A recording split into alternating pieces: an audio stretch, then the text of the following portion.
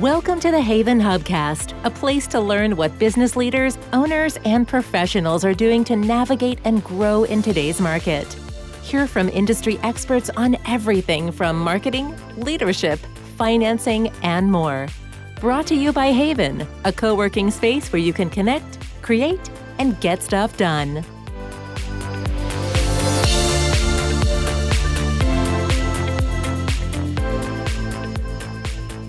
So on today's podcast, we are honored to have with us Nalini Gulsaran. Nalini is the CEO and founder of EdgeSpace Marketing. And Nalini, why don't you tell us a little bit about what you do, and welcome. Thanks, Sue. Happy to be here.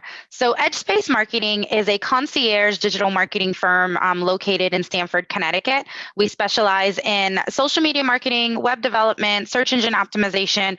We also do Eventbrite setup and online forms, basically all the pieces that you need to get your digital ecosystem up and running. Excellent. And then Lini and I have worked extensively together, and she has done my website too, and she's great at it. Okay, so in our last podcast, we talked about website and the basics of having a really good website, both from the content and functionality perspective. In this session, Nalini is going to take us through search engine, SEO, what it means, how to do it right, and how to make it most successful for your business. Nalini, what is SEO? Can you provide us a bit of an overview? Sure. So search engine optimization is what SEO stands for. What that basically means is, how do I get found on Google? And ultimately, how do I become number one on Google? And that's what everybody wants, right? When you think about it, most people aren't going to page 2, and they're definitely not going to page 3 or page 4 in the Google search results. So if you're finding yourself on those pages, SEO is how you start to move yourself up. And there's so many factors that go into it, and some of them are super technical, and some of them are easier to understand. Everybody has a different technical acumen and take away a bunch of different things from it. But the whole point is you want to figure out what are your keywords and what is it your consumers or potential consumers are searching for. And how do you do that? Most of us are guessing, right? We think that, for example, I have a digital marketing company. Are people searching for digital marketing, or are they searching for SEO? Are they searching for web development, right? I've heard a lot about keywords. So talk a little bit more about, how do I find out what are the keywords people are using when they're looking for my business? That's a great question. So what you actually want to do is start with Google Trends. Google has a free website called Google Trends, and you get to it by trends.google.com, or you can actually go to Google and just Google Trends.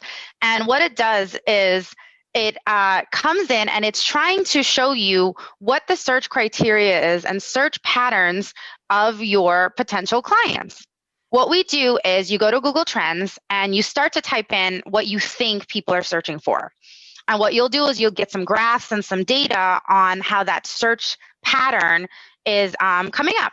And when I say search pattern, right, I could type in web development Stanford, or I could type in Stanford digital marketing, right? Those are the patterns. So the idea is put in your pattern, see what it's doing, and you'd be surprised sometimes how abbreviations matter, order of the words matter, and it just kind of keep playing with it. It is a rabbit hole, so you can spend hours in there playing with the trends and figuring out which one you want to use. But is this free? I mean, can I go on there and do it right now? Yep, it's free and open to the public. Like, for example, like when Google comes out with the most popular search term on any given day, they're using their own trends. And so they've made it available to the public. And it's one of those little known industry secrets. All right. What other quick and easy things can people do that are free out there? So one of the simplest things that you can do for your SEO, and we're talking about your website here, right? When we talk about SEO, we're talking about your website and making sure it gets ranked. So one of the first things you want to do is make sure so start with your Google Trends. Figure out your keywords. Usually we try to I tell my clients, come up with anywhere from 10 to 25 different phrases. The reason you want to do that is because you want to vary them in the different places you're going to use it. And the first place you want to start, the easiest thing you can do is rename the file names before you upload them to your website, whether that's a document, whether that is a photo. Most people, it's photos that we're uploading. So when you grab a photo from, let's say, Adobe Stock, it says Adobe Stock 1, 2, 3, 4, 5, 6, right? You grab a photo from your phone, it's image 1, 2, 3, 4, 5, 6. But then when you actually rename the file, Google is indexing that information as well. So you can rename the file Digital Marketing Stanford. So instead of Google taking your website and associating it to this gibberish, it's now taking your website and associating with real words and phrases that people are looking for. And that's a really quick and easy thing people can do. One of the other things you can do is, this is particularly important for folks that have WordPress websites. Change your permalink. By default, your website will show up as www.example.com/page ID 123. And again, that doesn't get you anywhere because there's no keywords in there, versus if you change it and then it should say services, about us. If you have a blog, the title of your blog should be page name.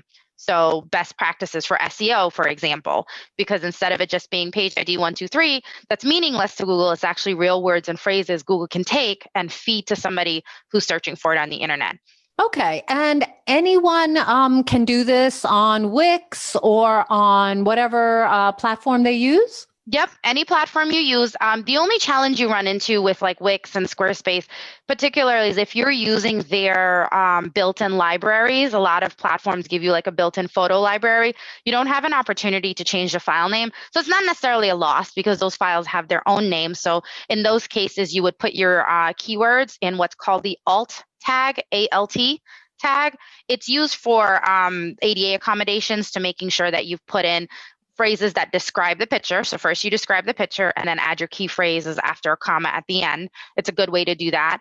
But if you're uploading files to any website, regardless of the platform, definitely if you rename them, you're one step closer to Google associating your website with those keywords. Very interesting. That seems to be something that is immediately helpful. Absolutely. The other thing that people miss out on is location-based information.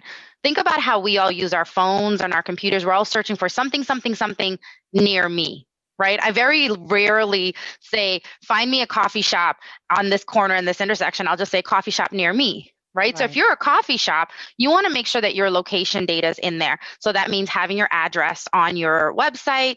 In the footer usually is a good place to have it if you have a physical location. Also definitely on the contact us page, because that's where Google's looking for that information. The other thing you can do is on page, wherever you write, not gibberish, but write language, you can write things like, we service clients from, in our area, we would say from Westchester to Fairfield County if we're talking hyper local. Right? Just throwing in those words helps Google associate your website with that locale. So it just brings you a little bit closer to those near me searches. Okay. So that's very helpful for people who have physical businesses. What else is out there that businesses can do to maximize the SEO results? Yeah, the very next thing you want to do is think about connecting, if you have the technical acumen or someone who can help you, your Google Analytics and your Google Search Console. These are very important. And the reason for that is Google Analytics helps you track kind of how your website's being used. Are people coming to the website? How often are they coming? Are they spending time on the website? Those are things that are important. And you could also figure out what pages they're spending the most amount of time on. And that also is helpful. For example, on my website, people spend a lot of time on the About Us section and on the Portfolio section because they want to know who we are. And they also want to know what are some examples of the work that we do. So I spend a lot of time making sure that those specific pages are robust because I know people are spending the most amount of time on those pages, right? As opposed to other pages that they might not ever look at, which you still need to make them look good, but maybe I won't beef them up as much as, the pages that they're spending the most amount of time. And then Google Search Console is super important because what you want to do with your Google Search Console is submit your sitemap. Now, this is something auto-generated by all website platforms, Squarespace, Wix, WordPress, Shopify. They all generate them. And you can do a quick Google search to just say how to upload my WordPress sitemap. And somebody has written a blog somewhere that you can follow the instructions. But what the sitemap does is it actually tells Google about your website. Because if you don't tell Google about your website, you're waiting for Google to put you on the list and get to you at some point, which could be weeks from now, to index your website. So what it does is it speeds up a potential 4-week time frame to 4 days. Now, there's no guarantee on that time frame, but that's kind of how the ratio works versus you're waiting for Google as opposed to actively telling Google. It's a really big part of it. Oh, I had no idea about that. So that's very helpful. How about things like Google My Business on Google Analytics? How do you use them? So your analytics is where you actually like track the data. Once you submitted your sitemap and all that, you tend to connect your analytics before you connect your search console. And again, both of these provide all different kinds of reporting. It's like the trends. You can go down a rabbit hole reading reports on data and how people are using your website. And for both of those, you need back-end access to your website because you need to be able to, they'll give you some specific instructions to validate that you own that website, as opposed to, any Joe Schmo just trying to get your information. The last thing is definitely Google My Business, super important. And that is because, especially if you have a hyper local business with a physical location, or you have a very specific service area. Like in my case, my service area is both national and international, but there are businesses that they don't have a physical storefront, but they have a specific area that they service based on different requirements and limitations. And Google My Business allows you to define that and identify it. It allows you to control your contact details, your hours. And the reality is that if you don't have it, it's almost like you don't exist, right? I always ask people, a tree falls in the woods and no one was there to hear it. Did it make a sound, right? It's a typical philosophical question. And the same goes for you with a business without a website or without a Google My Business listing. People question the validity of your business. And so it allows you to add credibility and then also gather reviews. That's a big part of it, right? The new day of marketing is we're looking at what any and everybody's saying about a product or a business before we even consider using them, because we want to make sure they're good enough. I can see how that is important. Is there any way that you can automate all that so you get reports that just show up in your mailbox? Yes and no. I mean, there's lots of platforms out there like SEMrush, Ahrefs. It's Ahref. We're not exactly sure how to say it other than Ahrefs. Those are some of the big ones. Moz, M-O-Z. Those are another platform. The thing is that for small businesses, it's pricey. Even as an agency, we carry licenses to run reports for our clients, and it's pricey even for us. And so most businesses, they don't opt for the automated reports because in terms of a return on investment and value add, it's a bit of a situation where right. Well, you need to use the reports for something. Like, how would you use the reports? And so you need to have, kind of justification in paying all that money. Okay, great. Any parting words, Nalini, on website design for SEO? My opinion on it is usually, or my 2 cents that I always tell people is, have somebody not related to your business look at your website or try to look for your website. It's kind of a good starting point because we're so close to it. We know what it's supposed to say. We know what it's supposed to do. But when you have somebody who's not really affiliated with it, look at it, they'll give you their honest opinion about, I don't know what this means, or I tried to search for this and I couldn't find you. And you might not have thought of that search criteria. Right. Absolutely. And that's a big one, especially as you're trying to go figure out those keywords, is have people unrelated to your business, tell them what your business is and tell them, what would you have searched for to even find me? And that'll give you a key to kind of where to start, because we're starting with what we think we know. What we need to do is start with what people are actually doing. That's great advice. To wrap up, Nalini, how do people find you if they're looking for your business? You can search for Edge Space Marketing. My SEO works. So if you search for Edge Space Marketing, or if you type right into your browser, edgespacemarketing.com, it'll bring you right over to our website.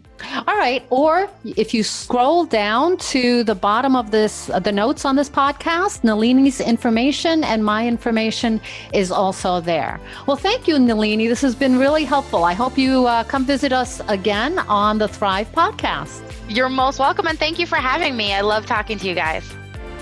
Thanks for listening to the Haven Hubcast, a place to learn what business leaders and owners are doing to navigate and grow in today's market. Please leave a review on Apple Podcasts and subscribe on your favorite podcast app. Haven is a co-working space and virtual community located in the heart of Fairfield County, Connecticut. Haven is a hub for business owners and professionals to connect, create, and get stuff done. Find out more about the Haven community online at haven.com. That's HAYVN.com. Haven Hubcast is produced by Sound Advice Strategies.